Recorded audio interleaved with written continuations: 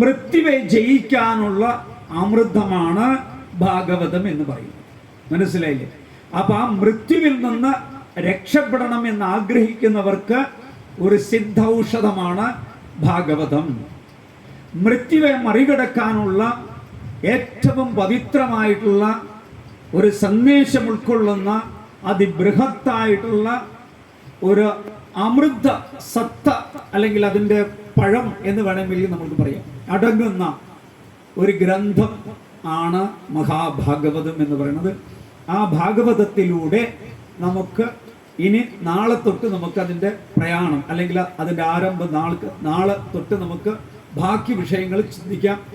ഏതായാലും ഇത്രയും കാര്യം നമ്മൾ ഇന്ന് മനസ്സിലാക്കുക. ബാക്കി നമ്മൾ നാളെയാണ് വിഷയത്തിലേക്ക് കടക്കുക. ഏതായാലും ഒരു കാര്യം നമ്മൾ ഓർക്കുക, നാളെ നമ്മൾ എത്ര മണിക്ക് ആരംഭം വേണമെന്ന് നമ്മളെല്ലാവരും കൂടി തീരുമാനിക്കാം. ചില സ്ഥലങ്ങളിൽ 5:30 മണിക്ക് തുടങ്ങാറുണ്ട്, ചില സ്ഥലത്ത് 6 മണിക്ക് തുടങ്ങാറുണ്ട്, ചില സമയത്ത് 6:30ക്ക് തുടങ്ങാറുണ്ട്. അതിൽ കൂടുതൽ വൈകാറില്ല എവിടെ. അപ്പോൾ ഇവിടുത്തെ സാഹചര്യം എനിക്കറിയില്ല, നിങ്ങൾക്കാണ് അറിയുക. അപ്പോൾ എല്ലാവരും രാവിലെ വിഷ്ണു സഹസ്രനാമ ജപത്തിൽ എല്ലാവരും പങ്കെടുക്കണം. നമ്മുടെ സഹസ്രനാമങ്ങളിൽ ഏറ്റവും പ്രാധാന്യമർഹിക്കുന്ന ഒരു നാമമാണ് സഹസ്രനാമം, വിഷ്ണു സഹസ്രനാമം എന്ന് പറയുന്നത്.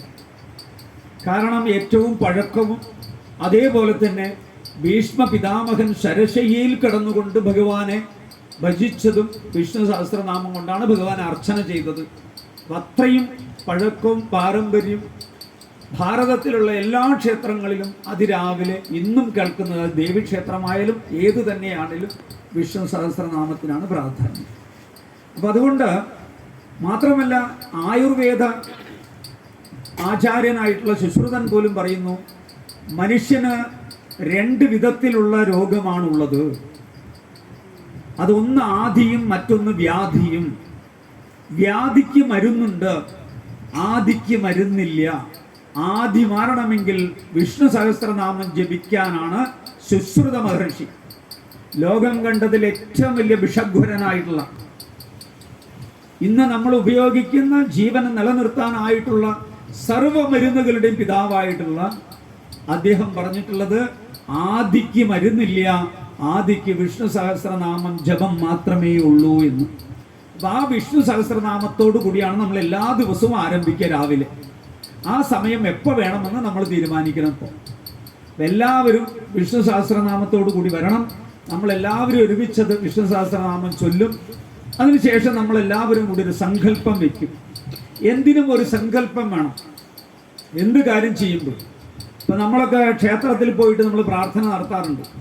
ഞാൻ കേട്ടിട്ടുണ്ട്, പല അമ്മമാരും കുട്ടികളൊക്കെ ആയിട്ട് വരും, എന്നിട്ട് പ്രാർത്ഥന നടത്തും, ഭഗവാനെ അല്ലെങ്കിൽ ഭഗവതി എൻ്റെ ഭർത്താവിന് ഒന്നും ഉണ്ടാവരുതേ. പിന്നെ ഒന്നും ഉണ്ടാവില്ല. അവിടെ തെറ്റാണ് നമ്മുടെ സങ്കല്പം. എൻ്റെ കുഞ്ഞിന്, എൻ്റെ മകനൊന്നും ഉണ്ടാവരുത്. പിന്നെ എങ്ങനെ അവൻ നേരാവുക? ഒന്നും ഉണ്ടാവരുതെന്നാണ് പറഞ്ഞത്.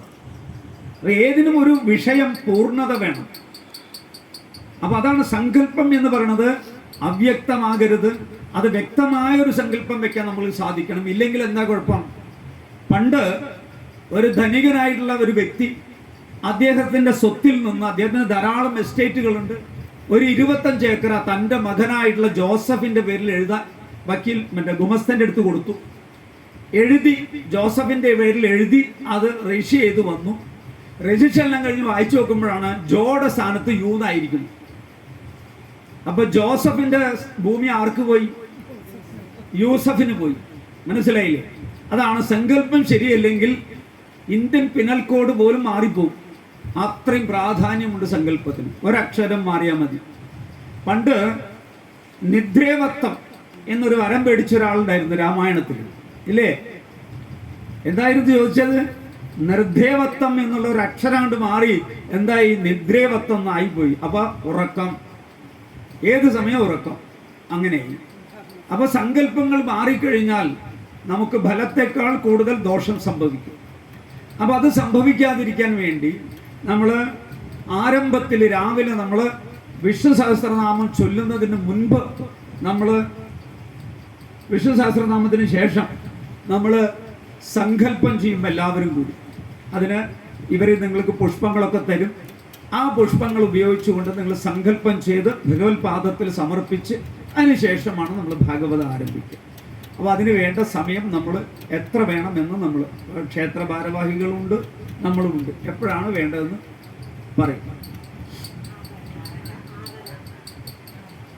6:30 അല്ലേ? ശരി. അപ്പം നമ്മൾ നാളെ രാവിലെ 6:30 നമ്മൾ സപ്താഹം ആരംഭിക്കുകയാണ്. വിഷ്ണു സഹസ്രനാമ ജപത്തിൽ പങ്കെടുക്കാൻ എല്ലാവരും നേരത്തെ എത്തിച്ചേരുക. വരുന്ന സമയത്ത് വെറും കൈയോടെ വരാതെ പുഷ്പങ്ങളോ മറ്റെന്തെങ്കിലും, ഭഗവാന്റെ സന്നിധിയിലേക്ക് വരുമ്പോൾ വെറും കൈയോടെ വരരുത്. നമുക്കറിയാലോ കുചേലൻ എങ്ങനെയാണ് പോയതെന്ന്, വെറും കൈയോടെ പോകാൻ മടിച്ചിട്ട്. അപ്പോൾ അതേപോലെ നമ്മളാൽ കഴിയാവുന്ന കുറച്ച് പുഷ്പം, അതേപോലെ എന്തൊക്കെയാണോ നമ്മൾക്ക് കൊണ്ടുവരാൻ സാധിക്കുക അത്തരത്തിലുള്ള കാര്യങ്ങളുമായിട്ട് നമ്മളെല്ലാവരും രാവിലെ 6:30 തന്നെ എത്തിച്ചേരുക. 6:30 നമ്മൾ ആരംഭിക്കുക. ഏതായാലും ഇന്നത്തെ നമ്മൾക്ക്, കാരണം എനിക്ക് സമയം കുറേയായി, എല്ലാവർക്കും വീട്ടിലെത്തണം അല്ലേ? ഇന്നത്തെ സമയം വെച്ചിട്ടായിരിക്കും വീട്ടുകാർ പറയാൻ നാളെ പോകണ്ടെന്ന്. അപ്പോൾ അതിനൊന്നും നമ്മൾ ഇട വരുത്താതിരിക്കുക. ഇന്നത്തെ നോക്കണ്ടെന്ന് അവരോട് തുറന്ന് പറയണം. മനസ്സിലായി?